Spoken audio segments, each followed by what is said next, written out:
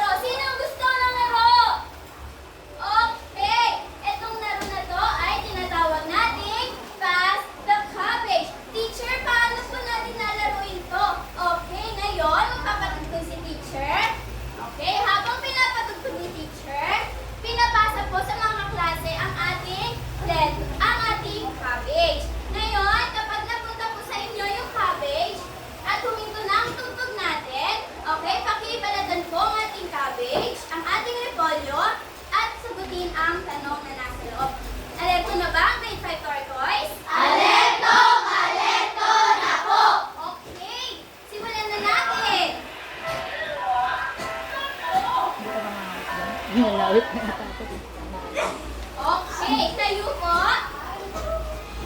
Ibalatan na po ang ating repolyo.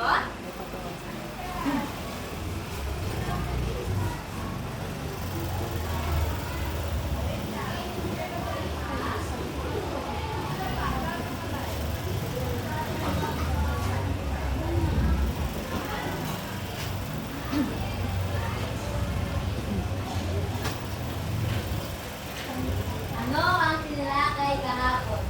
Ang tinalakay po kahapon ay ang mga kagamitan ni kuryente. Okay, ang mga kagamitan ni kuryente. Ngayon naman ay maaari siyang sumunod sa ating reward point. Okay, ang ating reward point ay may mga katumbas na premyo na maaari nating ipamalit sa ating munting tindahan.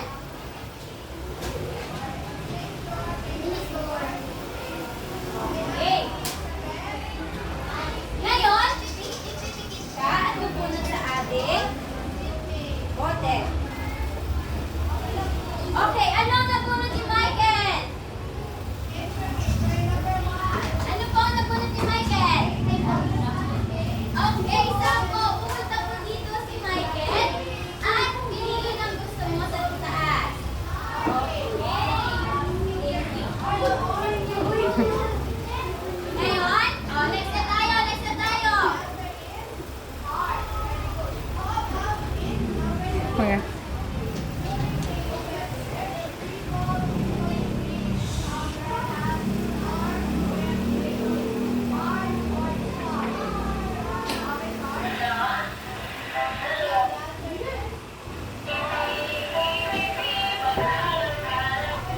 Okay, tayo po.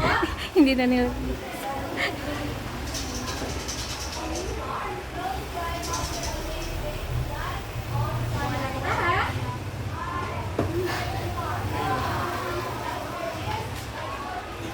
Magbigyan natin sa ating bawat ng kagamitan dito din. Okay.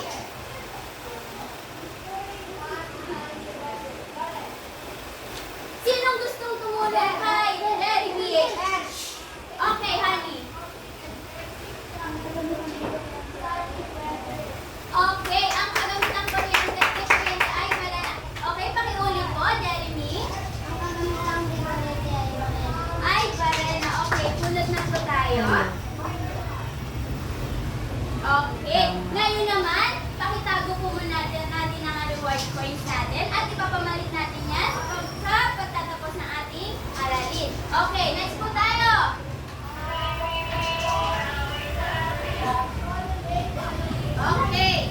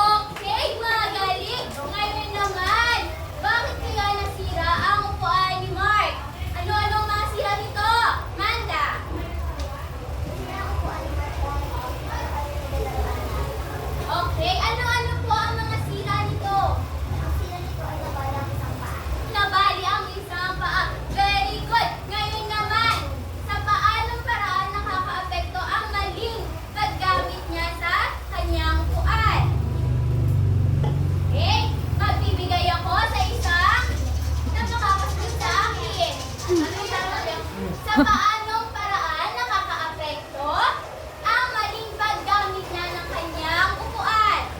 Yes, Leonard.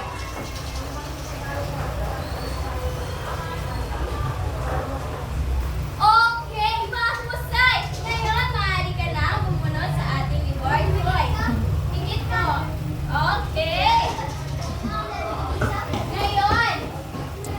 Ngayon naman. Tama po ba ang ginawa ni Mark? Di po.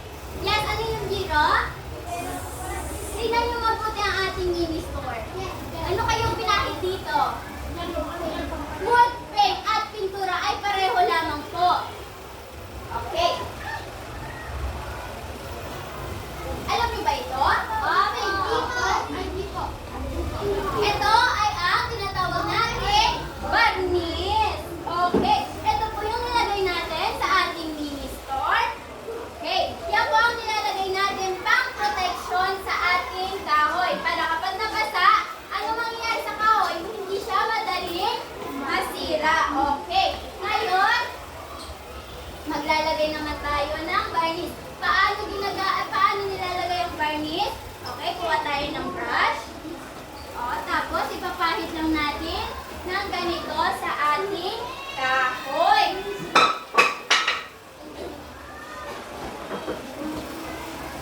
Okay. Naintindihan ba kung paano nilalagay ang varnish? Okay. Ngayon na may varnish na tayo, ano naman ang maaari ba natin ilagay sa ating kahoy? Pintura. Okay, mahusay. Bakit kaya natin nilalagay ng pintura? Yes, Eliza. Yes po, hindi ko narinig. Okay, para gumanda. Bakit? Ano po ba ang meron sa ating pintura? Ito ay may kulay. Ngayon naman, teacher, paano naman po natin nilalagyan ng pintura ang ating kahoy? Okay, meron. Gusto daw ni Edwin? O sige nga, try nga natin. Sige, dito na po. Dito mo na po yung pahit para makita ng lahat. Okay, tingnan natin si Edwin. Oh, wait lang, Edwin. Magsuot ka muna ng ating bakit tayo maglalagay ng face mask? Safety first. Safety first. Kasi po, baka malanghap ang amoy nito. Okay? Ngayon, tingnan nyo mabuti. Pakita mo nga sa kanila lahat kung paano nilalagay. Yes po.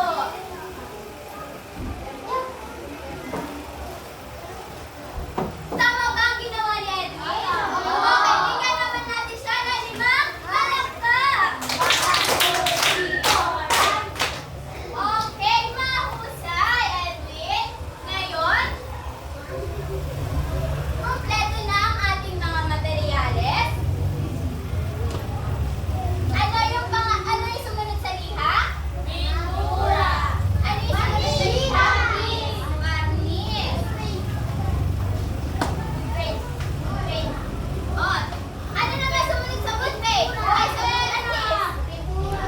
pintura o ang wood paint. Wood paint.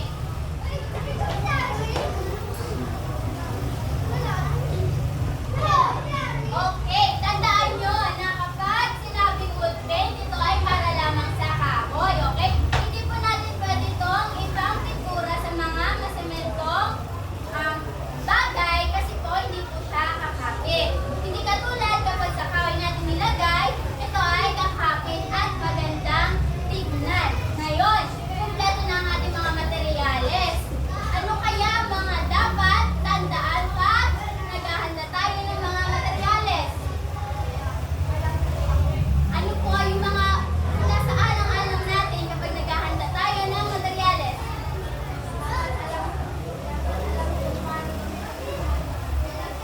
Okay, mahusay. Bigyan natin siya ng palakpak.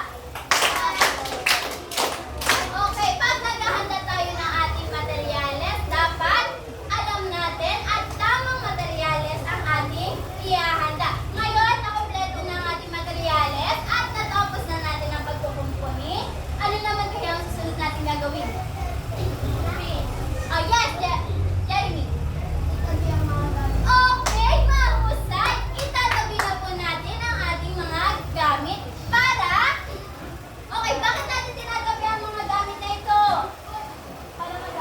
Para magamit pa natin muli. Naintindihan ba ang ating talakayan?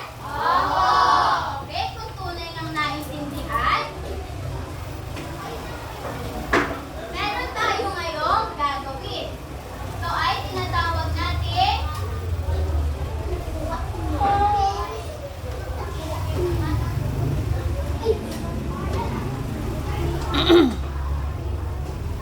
okay.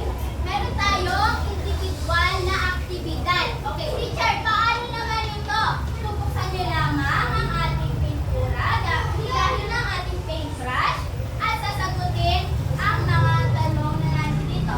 Pero bago yan, hayaan muna natin na ang play picker ang pumili ng sinong magsasagot. Jeremy.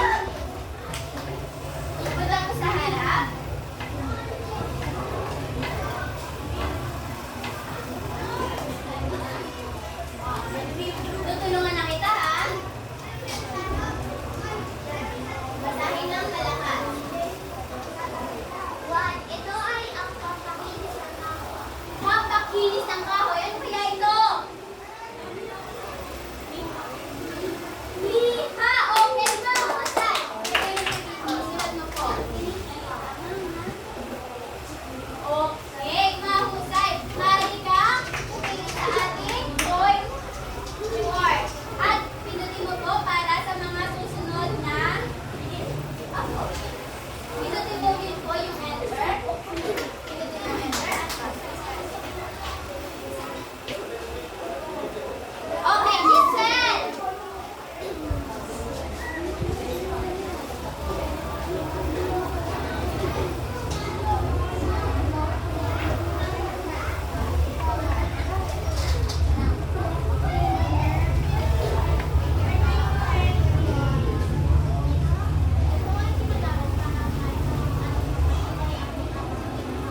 Okay, ginagamit daw ang patibay ng kahoy.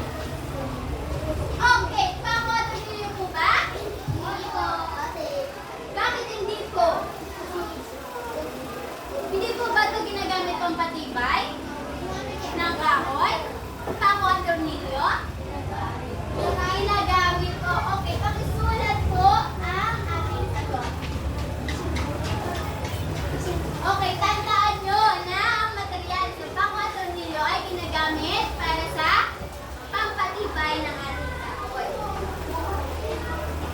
Okay, maaari ka na bumunot sa ating coin reward. At stop na po para sa ating next.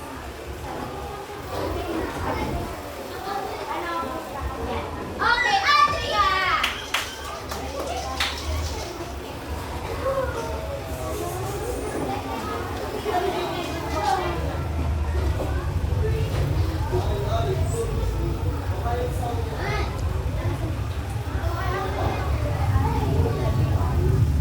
Pampakulay at proteksyon sa kahoy.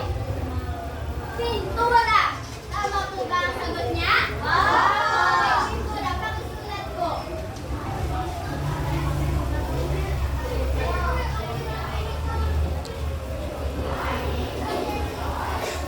Okay, ulit na rin po.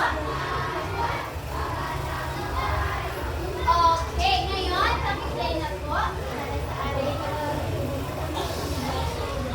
Okay, Gabriel! Para sa ating pang-apat na katanungan, ano kaya ito?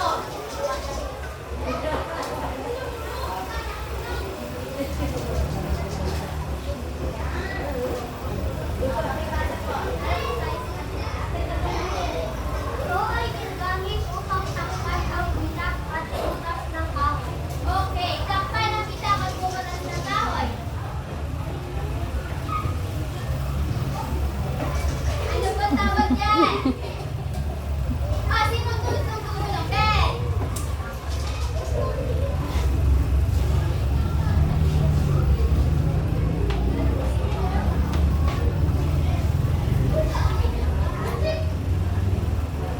Ano sagot ni Ben? Okay, ano po ang tatagay natin sa bitak at butas, Gabriel? Food filler po, mahusay. Ngayon, maaari na kayong bumunot sa ating